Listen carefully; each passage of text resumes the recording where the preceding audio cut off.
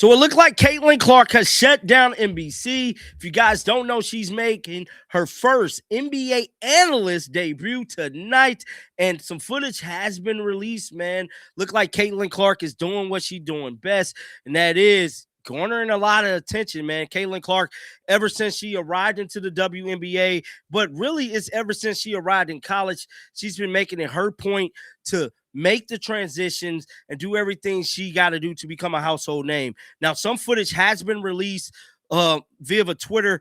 We're about to pull it up right now and react to some of this. One of the biggest moments the WNBA has ever seen. Looking forward into the future, what would you like to see happen as you come to a negotiation? Well, honestly, I don't think it's just a big moment for the WNBA. I think all of women's sports, I think this is one of the biggest moments we've ever had. So, I feel very confident that we're going to get something done, and that's because we're in this moment because of the product we put on the floor. So we need to be able to continue to do that, and I know everybody's working really hard. There's a meeting tomorrow that's super important, and I truly do believe we're going to get something done here in the next couple of weeks. But like you said, now, from my understanding, from everything that I have researched, there is going to be an in-person WNBA meeting with WNBA PA committee members, players union, and the owners in person to potentially get a deal signed, sealed, and delivered by tomorrow. Will the deal get done tomorrow? I can't yay or nay that a deal will be getting done. But as of right now, the people that is hurting the most from the WNBA not being able to get a deal done is the fans. Fans that has garnered and transitioned their lives to support a league that lacked support for so many years. And then not only just lacked support, a lot of these fans was ostracized. A lot of these fans was criticized for being bullies and different things on this internet. But one thing I can say is that I just pray and hope there is a system in place to make sure the WNBA turn a page, highlight Caitlin Clark, fix her whistle, and make sure they keep her in the right position to help the league to keep growing. Because as of right now, the league is not growing. Everything they're doing is hurting them for its viewership, attendance. All of these different things is playing a factor in the WNBA not moving forward into the right direction. You can hate it or love it, but Caitlin Clark has single-handedly helped you young ladies bring proposals to the table. She has single-handedly lifted the boats. She has single-handedly garnered y'all charter flights, for God's sake, within 2 weeks of her being drafted.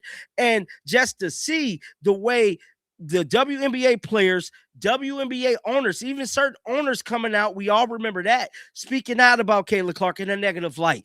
Different people like the commissioner, Kathy Engelberg, pretty much telling Caitlin Clark that if it wasn't for the league, she wouldn't have her platform, not knowing that Caitlin came in the game with everything she needed to be successful. She actually did y'all a favor. But let's finish listening.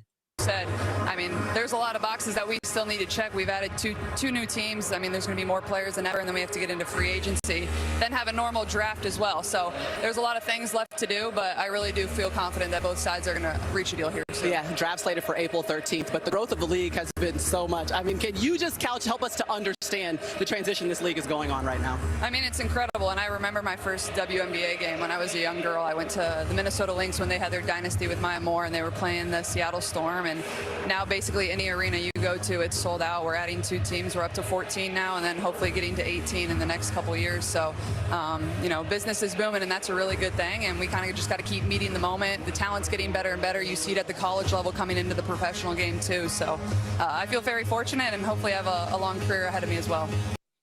So that was Caitlin Clark giving her first ever NBA analyst. Now, there is more little small clips, I believe. More specifically, because there's Caitlin there next to Carmelo Anthony there. To yours in the league. Man, I think Luka. I mean, Luka's amazing, and he's incredible. I think the way he can not only score the ball, but also the way he passes. And I think the thing about him is, like, look at how fluid she is, bro. Caitlin Clark was made for this position. I just got to be honest, man. Like, she's coming. I don't know if she rehearsed, but she's definitely unscripted. He's not the fastest. He's not the most athletic, but he can get his defender to move where he wants him to go, and he takes up that space, and he does a really good job of either keeping the defender behind him or keeping him to the side. So I think that's something I can certainly learn from. Like, I always kind of want to run away from the defense rather than absorbing the contact and taking up the space that they give me. So I think, obviously, he's pretty incredible. He averages like a 30-point triple-double. So he makes it look pretty easy, but I can promise you it's not that that easy. Now, certain people would try to criticize Caitlin Clark on that last little segment there because she stayed to take up the space that they give her. Now, a lot of people say Caitlin Clark stick that forearm out and actually create that space. Now, that's neither here or there, but I know some people going to get somewhere down in the comment section and say, well, Caitlin Clark stick her arms out and try to create this set space and all these different things. But here's another The little Knicks clip. taking center stage here for the 302nd overall meeting. And for the first time ever, we've got Basketball Night in America, the first Sunday in February. And we're joined by our special correspondent. Welcome to the team, Caitlin Clark. First Yes. time in MSG for a Knicks game, so it's pretty cool. I know, it's our first Knicks game, first time feeling the atmosphere. We got to get you to play on this court one day. We have to talk to Matt Adam about that. Can we make it mellow? Honestly, if there's someone Even if it's a preseason game, we got to get it done. I don't think the Liberty will want to move a game over here, but we'll play anybody. It'll be fun. Yeah. How could you describe maybe the atmosphere your first time in it? Well, I think as a player, like, this is kind of when you feel the atmosphere the most, is when you're out on the court warming up. So, I mean, there's just a different type of buzz. And obviously when LeBron comes to town, it's probably really different. But, Knicks fans are crazy, and I love it. I love people that are passionate about basketball. So it's pretty incredible. Lakers and the Knicks. So as you guys can see here, Caitlin Clark is shutting down. Oh, hold on, wait. There's another clip. Caitlin Clark is shutting down NBC at this point, man. This is beautiful, beautiful coverage, man. I ain't see this one. Let me listen to this. It's a WNBA All-Star in Caitlin Clark. And guess what? We had our own Jamal Crawford and Zora Stevenson welcome her in, but the NBC way. Grown up, some called it pig. Oh, wow. Horse. The kids' game today. We're calling it NBC. All right, house rules are set. Who gets the first shot? You go first. Left hand free throw. That's crazy. Wow. This could go anywhere. Okay. Feels on the line. There we go. Cash. Nope. In. Zora is that.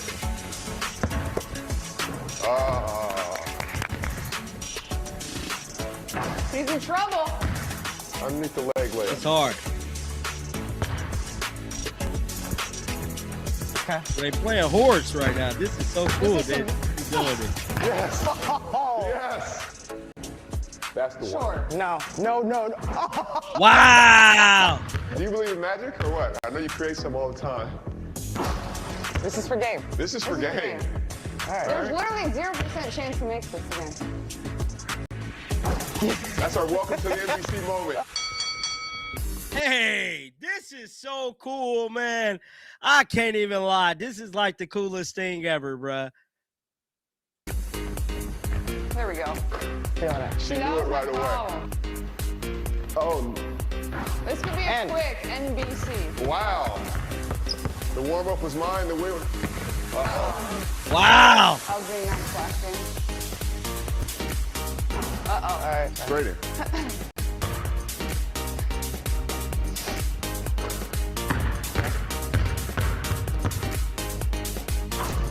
In. Guess what? In a game, that would still count for a point. It so I don't would. care. It absolutely would. Can you get this off the net? Now he's talking junk. Uh-oh. Okay. Uh-oh. There we go. Not at all. I don't like it. Yep. He's like nervous! Game. You like to double down. Oh, Okay. goodness. All right. Okay. One leg.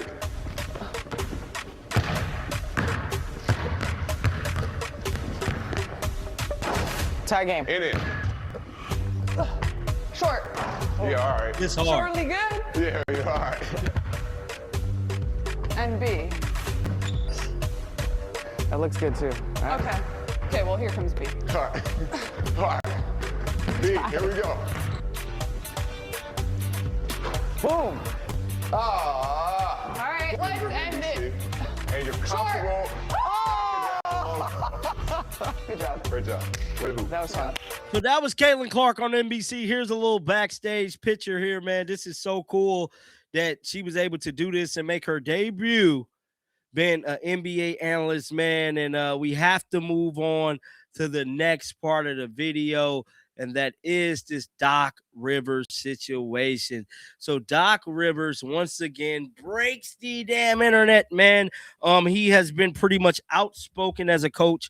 He has said a bunch of stuff in the media in regards to ICE and in regards to a lot of things, man. Well, he's making this point again when speaking to a reporter to highlight some things. And yeah, man, this is very, very interesting. Let's pull it up. Let me pull it back up here. Blow this up for you guys, man, so we could react to this and check it out. Shout out to Outkick. This came directly from Outkick. Let's play it. Coach, I want to circle back to something you said a few weeks ago. Who are you and where are you from? I'm so sorry. My name is Dan Zakshesky, Outkick.com. Outkick is a Fox That's group? correct. Yes, sir. So you guys are here to celebrate Pioneers Day with us, huh? Of course. And that's pretty cool. a question. I love that. Yeah. A few weeks ago, you said the shooting of Renee Good in Minnesota was, quote, a straight-up murder, and you called the Browder ICE situation a, quote, travesty. Now that some time has passed, do you still stand by those words? And when you said murder, can you explain if you meant that in the legal sense or as a moral condemnation of the situation? Both. And I don't change that at all. You know, my dad was a cop. My best friend is a cop. And he's probably more upset about it than me. I thought there's the training of ICE is horrible.